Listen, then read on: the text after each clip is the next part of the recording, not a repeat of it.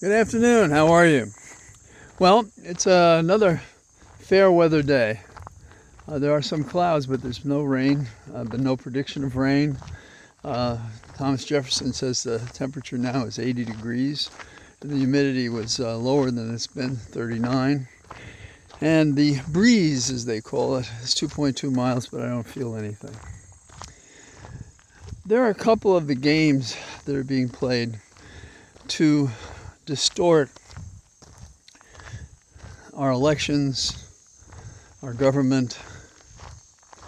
And at the top of this pyramid of puzzled people, we have a president who appears increasingly more at rage in confrontations with people he doesn't agree with. When he was first elected the first time, and I was on the air, it was Fox News just days after the election, and we were talking about Trump's statements about Mexicans and others. And the host, I think it was Waters at Fox TV. He asked me some question, and I said, the man-child in the White House. Oh, he got so upset about that. And he says, how can you say that? He's your president. And I said, he's not my president. And this got somebody else upset because the second person that they had on there, Fox has always had a thing. They have a couple of extras to pile on you if the host can't handle you. And he said, I should be embarrassed. And I said, we could call him His Accidency. I got more emails from that statement. It's just amazing. And there's nothing I said that was untrue. It's been proven. And the man-child reference is the one that leaps out at us. The episodes we've heard about him throwing ketchup around when he didn't get his way. But let's first talk about the manipulation at Trump's direction of Republicans and how in the midterms they could win enough seats to continue to have control of the House. And what they propose to do, the Republicans in Texas, is to rearrange, gerrymander it's called after the original effort to do this, the district in such a way is that the Republicans would win those districts. Now, Trump pushed this idea because, well, he has to find a way to keep the Congress together if he wants to keep doing his myopic dictator act. So there's that. But he described it as a very simple redrawing. We pick up 5 seats. Now, in Texas, if my memory's correct, there are 25 Republican seats out of the 38. There, like he says, there are 4 or 5 that one could fool around with. But what does that mean? What it means is taking black and Latino votes and moving them around, and that means bringing Republicans into new districts, and they might actually make other districts more competitive. So there's that. Now, the Democrats in the Texas legislature, in past occasions, have absented the state so that they would deny a quorum to the Republicans to do what they want. I mean, this is what happens when our organs of government don't work. We make these readjustments, which are questionable at best. In the past, what the Republicans have done is sent out warrants to arrest the errant members of the Texas legislature. Now, the governor of Illinois, Pritzker, has offered to host the Republicans. And the rooms and whatever they need in Illinois, he's prepared to give to them. Now, it's also notable that the Republicans have lost 13 of the 15 midterm elections in recent history. So the opposition here is not only historical, not only on principle, but also at the root of why we had voting rights acts and things like that, is because what the Republicans really hope to do by imaginative line drawing is to steal millions of black and Latino votes by shifting them around and diluting their political effect so that Republicans can win districts. Now, Governor Pritzker, he's offered this support for several reasons. One is he's against the gerrymandering. He's also running for president, and he's putting himself in the game now, and I think that says a lot. So 30 Dems are in or on their way to Illinois, and they're going to try to delay or prevent the vote, and we'll see how that plays out. The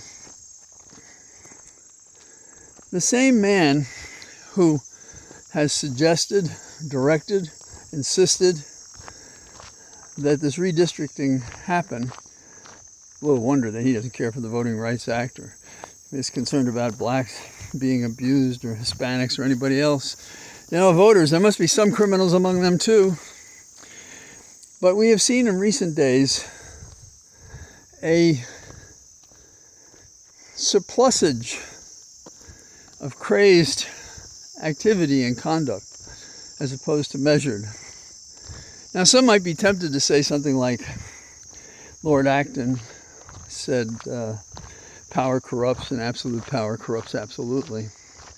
But when you have a defective mind, you have a psychotic in the White House, a man who seems to be alive and driven by hurting people and securing more power and upsetting people and governing in the worst possible way to hurt people, whether it's COVID or these tariffs or the other things he does, depriving children of food, medicine, it goes on and on. So now California, they thought to counter the redistricting by doing it themselves. I'm uncomfortable with that for several reasons. I don't think when your opponent does something wrong, you should do the same thing back at him. I remember as a kid when the nuns and the priests would present us with, what bad men do. And I thought then that they were doing that because a bad man's a good man's problem. In other words, we're supposed to cure that somehow, help that along. But instead, from my observations in a lifetime of public and semi-public activity where I've gotten to see a lot of people, it seems to me that a bad man is more of a temptation to another man, thinking, hey, if I just lie and cheat and steal and do, I could have all these things too. And since no longer does the law matter, when you do these things, the reckoning is remote if it exists at all, I think the temptation is greater. And I get the question from time to time, can they do that? The real question is, may they do that? The answer is they may not. But when no one stands up, invokes the laws, the rules, the regulations, when you don't have impartial arbiters in the highest court in the land, when you have lazy legislators in the House and the Senate who, with rare instance, go out and do something, like Booker the other day. These phonies attack him when they're doing exactly what Trump wants them to do, to split the Democrats in the legislature. It's just so. Now the other issue that I want you to think about is Trump losing it. And that this comes at a cost to us. Because, well, for example, the Bureau of Labor Statistics tells us that in the last 3 months, we're losing ground among new jobs. So what does he do? He fires her. The woman who headed the group, long-standing, impartial, well-regarded, highly technical. He doesn't want the information that tells us what we have, and therefore to consider what we have to do to correct it. He did the same thing with COVID. He was so certain that if everybody was pushed to go back to work, that the numbers would go up for the economy, and that's how he'd get reelected. He didn't give a damn about the people being sick or dying. And we know that he knew of the danger because he told Bob Woodward that in the book that Bob Woodward published. And the tape recordings of this interview were made available, so we know what kind of a guy he is. So we have that. And then we also have him doing this number with the Russians, basically telling Dmitry in the course of tariff discussions, you know, we get the equivalent of, we got bigger and better nuclear weapons than you do. You didn't say that. But moving nuclear submarines closer to Moscow or a place where it could effectively cause a lot of damage. And how could you think a nuclear submarine with weapons could do anything less than a lot of damage? And closer to home, we have a new one. The Senate has all these nominees. And they want these nominees who've been released from the committees to be approved on a voice vote, meaning no objections. And the Democrats have said, no, we're not going to do that. And what's happened is Schumer has been pushing for negotiations on how we go forward.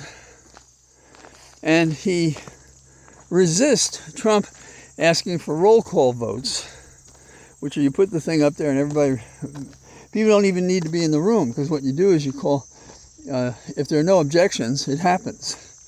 So there could be 4 people in the room. It could happen that way. But the Democrats have not taken that route, and I say good for them. That's what we need to do, that kind of stuff. And here's the thing. Schumer gives a rationale, and I know his performance has not been terrific, but I don't know if he's finding his sea legs, but on this issue, he's nailed it.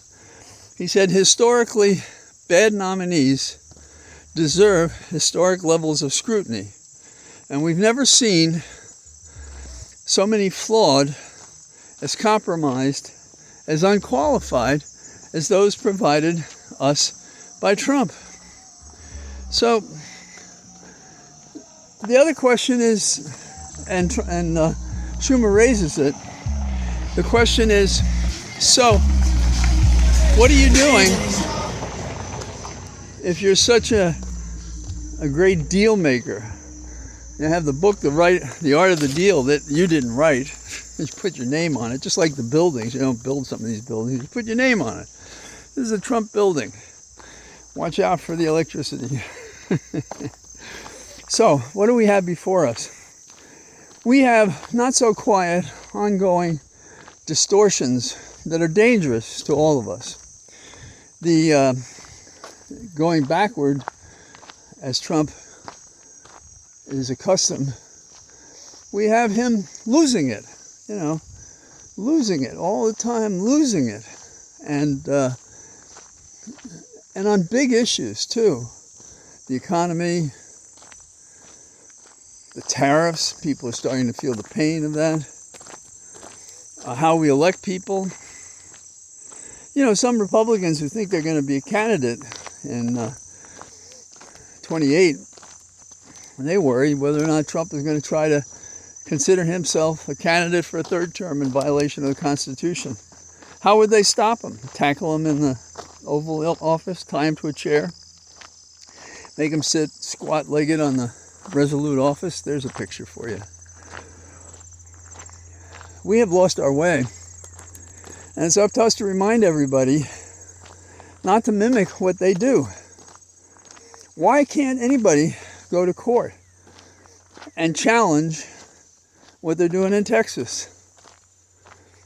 Why hasn't somebody said, Trump, you're putting us at risk talking about military weaponry in behalf of your wrong-headed tariffs when we're at hair-trigger difficulty for agreement on anything with Russia?